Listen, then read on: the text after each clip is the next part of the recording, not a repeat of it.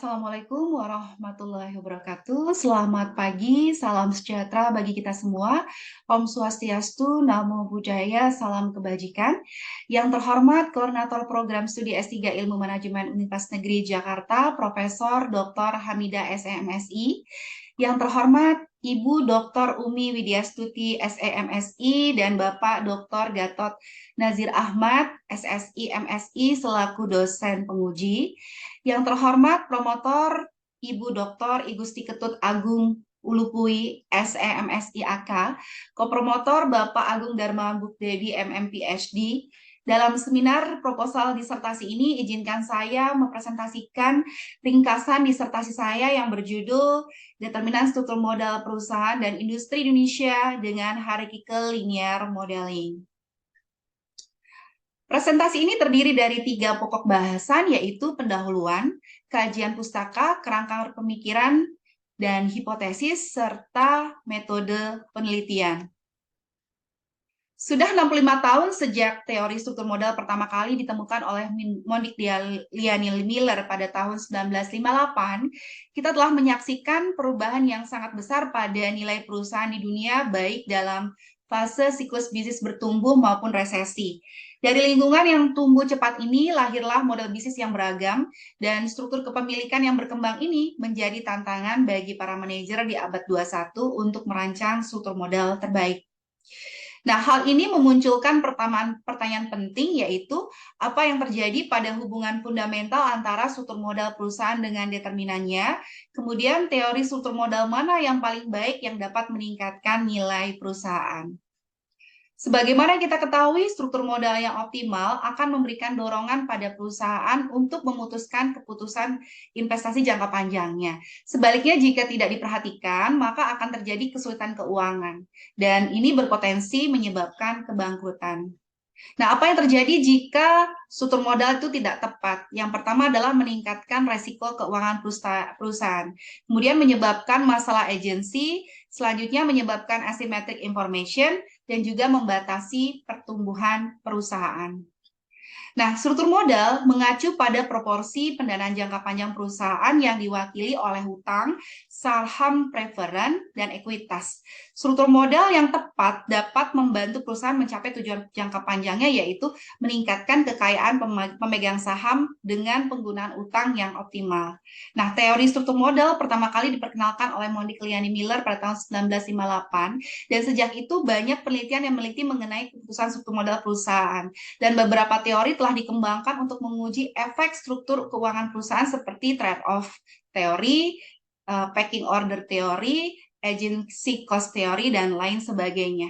Nah, secara empiris, dari penelitian sebelumnya itu menemukan bahwa struktur modal perusahaan tidak hanya dipengaruhi oleh determinan internal perusahaan, tetapi juga dipengaruhi oleh determinan eksternal perusahaan. Determinan struktur modal perusahaan menurut penelitian empiris dibagi menjadi internal dan eksternal. Faktor internal meliputi kebutuhan modal, tingkat profitabilitas, tingkat pertumbuhan perusahaan, tingkat risiko, kebijakan dividen, aset yang dimiliki, struktur kepemilikan, likuiditas, ukuran perusahaan, dan jarak kebangkrutan, dan lain-lainnya. Sedangkan faktor eksternal di sini meliputi tingkat suku bunga, kondisi pasar modal, regulasi pemerintah, persaingan industri, sifat industri, dan juga faktor makroekonomik, dan lain sebagainya. Nah, dari sini faktor-faktor eksternal itu juga perlu untuk dipertimbangkan dalam keputusan struktur modal. Perusahaan yang berada di lingkungan industri yang lebih dinamis akan dapat memiliki tingkat utang yang lebih kecil. Kemudian juga faktor lain, lingkungan lainnya adalah munificence. Jadi lingkungan dengan tingkat munificence yang tinggi itu akan memiliki sumber daya yang melimpah, tingkat persaingan yang rendah, dan akibatnya profitabilitasnya menjadi tinggi. Selain itu, konsentrasi industri juga perlu dipertimbangkan dalam keputusan struktur modal. Studi menunjukkan industri dengan konsentrasi yang tinggi akan memiliki tingkat leverage yang tinggi, dan industri dengan konsentrasi yang tinggi maka profitabilitas, ukuran, serta resiko perusahaannya juga menjadi tinggi. Nah, dalam konteksnya di Indonesia, selama 30 tahun terakhir, sektor korporat itu sudah berubah dan semakin berorientasi pada pasar. Hal ini mendukung pertumbuhan ekonomi Indonesia dengan tingkat rata-rata 0,02% pada tahun 2019 dan turun menjadi 2,7% pada tahun 2020 pada pandemi COVID-19. Namun pada tahun 2021 terjadi kenaikan sebesar 3,69% dan naik lagi sebesar 5,31% pada tahun 2022. Dan selama periode itu, kebijakan keuangan, struktur modal, lembaga, perilaku manajerial, dan pengetahuan faktor-faktor yang menentukan sifat perusahaan Indonesia telah berkembang. Dan dari lingkungan yang tumbuh cepat ini lahirlah model bisnis yang beragam dan struktur kepemilikan perusahaan Indonesia berkembang. Nah, diagram ini menunjukkan sektor industri berkontribusi sebesar 17,84% terhadap PDB nasional. Dan ini yang tertinggi. Dan pemerintah terus memantau dan mendorong semaksimal mungkin agar stimulus-stimulus yang telah diberikan pemerintah pada sektor industri ini dapat terrealisasi dan terasa manfaatnya. Nah, penelitian ini akhirnya dibatasi menjadi 3 hal. Yang pertama, determinan struktur modal ini menggunakan hierarchical linear model 2 level hierarki, yaitu level perusahaan dan level industri.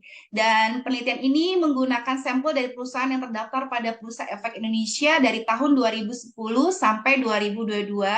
Grand teorinya ini menggunakan agency cost theory, middle-nya packing order dan trade-off theory, dan applied-nya adalah penelitian terdahulu mengenai determinan spesifik perusahaan dan industri pada struktur modal perusahaan yang dikembangkan untuk menggali determinan struktur modal pada perusahaan dan industri di Indonesia dengan menggunakan hierarchical linear model. Nah, dari sini muncullah 5 perumusan masalah. Yang pertama adalah apakah variabel-variabel level perusahaan seperti ukuran, profitabilitas, peluang pertumbuhan, likuiditas, dan jarak kebangkrutan itu berpengaruh terhadap struktur modal perusahaan. Kemudian yang kedua, apakah variabel-variabel level industri seperti industri dinamis, munificence, dan konsentrasi industri itu berpengaruh terhadap struktur modal perusahaan di industri tertentu, dan apakah terdapat interaksi antara variabel-variabel level perusahaan dan level industri sehingga dapat mempengaruhi struktur modal perusahaan. Kemudian yang keempat adalah teori struktur modal mana yang merupakan teori terbaik untuk menjelaskan keputusan struktur modal pada perusahaan Indonesia dengan menggunakan HLM, dan sejauh mana faktor-faktor level perusahaan dan level industri itu dapat menjelaskan variasi dalam struktur modal perusahaan dalam berbagai industri. Kemudian dari sini tujuan penelitiannya ada 3. Yang pertama adalah membangun hierarchical linear model pada determinan struktur modal perusahaan yang terdaftar pada Bursa Efek Indonesia. Kemudian menghasilkan kajian mengenai determinan struktur modal spesifik perusahaan dengan menggunakan HLM, dan menghasilkan kajian mengenai determinan struktur modal spesifik industri dengan HLM. Adapun kegunaan penelitian ini ada 3. Yang pertama adalah kegunaan teoritis. Penelitian ini diharapkan dapat menjelaskan determinan struktur modal perusahaan Indonesia dengan menjelaskan faktor-faktor tertentu dengan keputusan struktur modal perusahaan secara matematis, mengidentifikasikan faktor-faktor mana yang paling signifikan dalam pengambilan keputusan struktur modal perusahaan. Kemudian kegunaan metodologisnya adalah pengembangan metodologi penelitian melalui metode penentuan variabel dan pengembangan konstruk dan instrumen serta alat analisis yang berbeda. Kemudian kegunaan praktisnya adalah di sini untuk pemerintah adalah sebagai dasar pertimbangan dan rujukan bagi pemerintah terkait kebijakan sektor industri yang tepat. Kemudian untuk investor dan manajer investasi adalah sebagai dasar pertimbangan pengambilan keputusan investasi.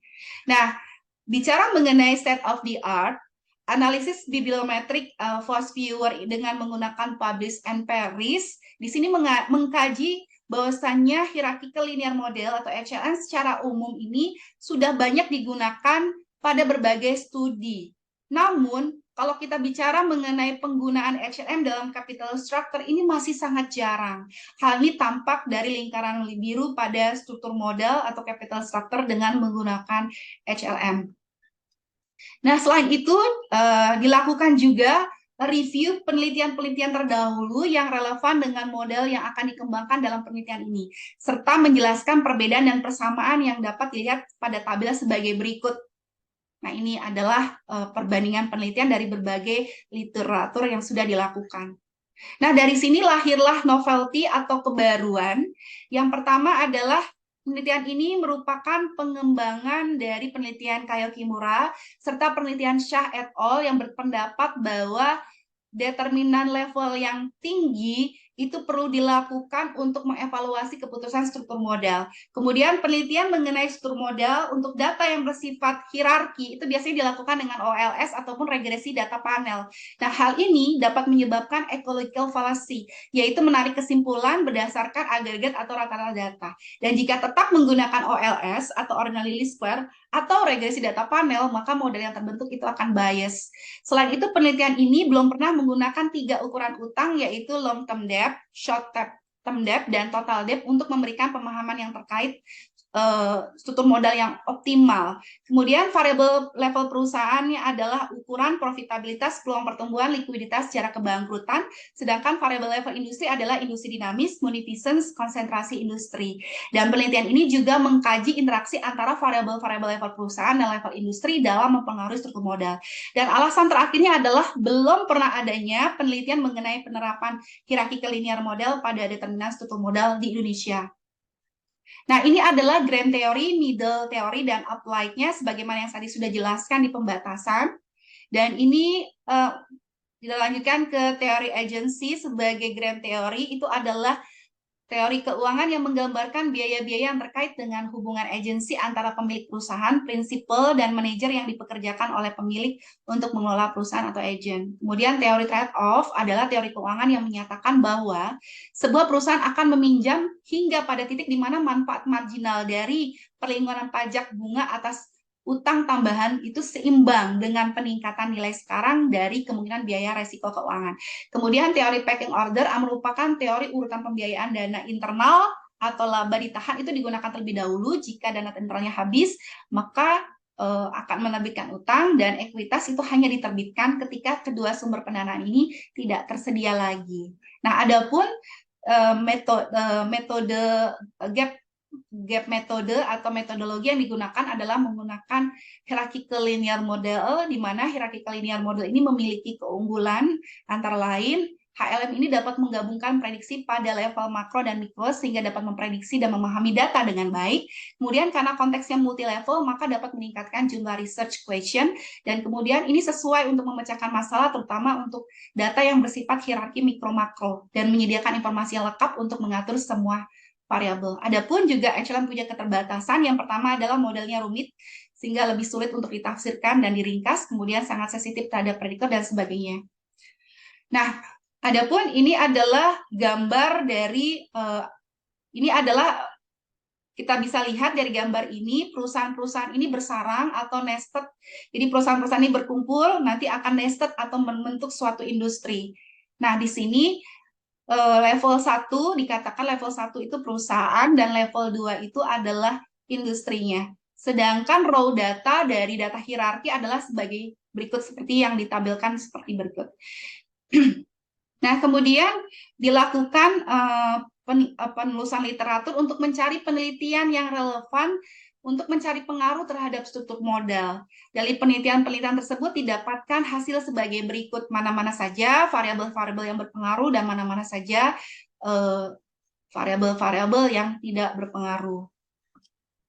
Nah, dari sini lahirlah kerangka pemikiran sebagai berikut, dan muncullah hipotesis. Ada beberapa hipotesis. Hipotesis yang pertama adalah terdapat pengaruh negatif profitabilitas terhadap struktur modal. Hipotesis kedua adalah terdapat pengaruh negatif peluang pertumbuhan terhadap struktur modal. Hipotesis ketiga adalah terdapat pengaruh positif ukuran perusahaan terhadap struktur modal. Hipotesis keempat adalah terdapat pengaruh positif likuiditas terhadap struktur modal. Hipotesis kelima adalah terdapat pengaruh positif jarak kebangkrutan terhadap struktur modal. Hipotesis yang keenam adalah terdapat pengaruh positif munificence terhadap struktur modal. Hipotesis ketujuh adalah terdapat pengaruh negatif industri dinamis terhadap struktur modal. Hipotesis kedelapan adalah terdapat pengaruh negatif konsentrasi industri terhadap struktur modal. Dan hipotesis 9A, 9B, 9C, 9D, dan 9E adalah hipotesis interaksi antara munificence dengan determinan pada level perusahaan. Nah, data penelitian pada level perusahaan dan industri diperoleh dari database The Wall Street Journal. Kemudian populasi penelitian terdiri dari 709 perusahaan-perusahaan non-keuangan dan 12 sektor terdiri dari sektor industri yang terdiri dari 69 industri yang terdaftar pada Bursa Efek Indonesia pada tahun 2010 dan 2022 dengan karakteristik perusahaan sebagai berikut. Nah, ini adalah pengklasifikasian berdasarkan Bursa Efek Indonesia, pengklasifikasian industri berdasarkan data dari Bursa Efek Indonesia, seperti ini. Dan ini adalah formulasi variabel-variabelnya, di mana variabel dependennya terdiri dari 3 leverage, yaitu long term debt, kemudian short term debt, dan total leverage. Kemudian untuk determinan level industri terdiri dari industri munificence, formulasinya sebagai berikut: industri dinamis dan konsentrasi industri, ya. Terus kemudian untuk determinan level perusahaannya meliputi ukuran atau size diformulasikan sebagai logaritma natural dari penjualan besi, kemudian profitabilitas dirumuskan sebagai berikut: growth, liquidity, dan jarak kebangkrutan menggunakan Altman Z-score. Dan ini adalah model empiris, Bapak Ibu. Ini adalah model empiris di mana model yang pertama nanti akan ada model kosong namanya, kemudian model yang kedua adalah model level 1, model ketiga itu adalah model gabungan dari level 1 dan level 2, dan model keempat adalah model interaksi antara munificence dengan variabel-variabel pada level perusahaan. Nah, kaitannya dengan uji asumsi di sini HLM berdasarkan literatur yang saya baca, ini juga menggunakan asumsi klasik sebagaimana di regresi linear berganda. Salah satunya adalah uji normalitas. Dan selain itu pun juga ada lagi uji lain, namanya adalah intra-class correlation atau ICC. Nah, ICC ini merupakan rasio antar variasi cluster terhadap variasi total. Dan ICC ini nilainya dari 0 sampai 1. Jika nilainya mendekati 0, berarti variasi antar cluster itu berbeda satu sama lain.